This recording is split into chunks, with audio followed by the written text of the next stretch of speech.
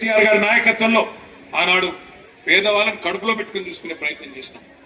మనకు కాంగ్రెస్ ప్రభుత్వం ఆనాడు దిగిపోయేనాడు మరి 200 రూపాయల పెన్షన్ తో పేదలను వదిలిపెట్టిపోతే కేసీఆర్ గారి ప్రభుత్వం వచ్చిన తర్వాత మన రాష్ట్రం వచ్చిన తర్వాత ఎంత చేసుకున్నాం? పెన్షన్ మనం ఎంత పెంచుకున్నాం? ఎంత అయింది గట్టిగా చెప్పాలా? 2000 చేసుకున్నాం.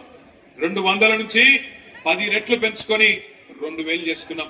మరి రేవంత్ రెడ్డి ఆ 2000 తీసుకునే పేదవాళ్ళందరినీ గుట్టలో వేసుకోవడానికి, వాళ్ళ ఓట్లు దండుకోవడానికి ఏం చెప్పినాడు ఆ రోజు?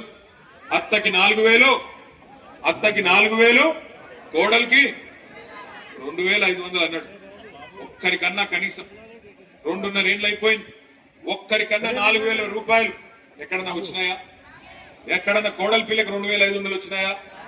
నేను మొన్న మధ్యన మన కార్యకర్త ఒక ఆయన పెళ్లి చేసుకుంటే పెళ్లికి పోలేదు, ఆ తర్వాత సూర్యాపేట పోయినప్పుడు సరే కొత్తగా పెళ్ళైంది కదా ఆశీర్వదిద్దామని వాళ్ళ ఇంటికి పోయినా.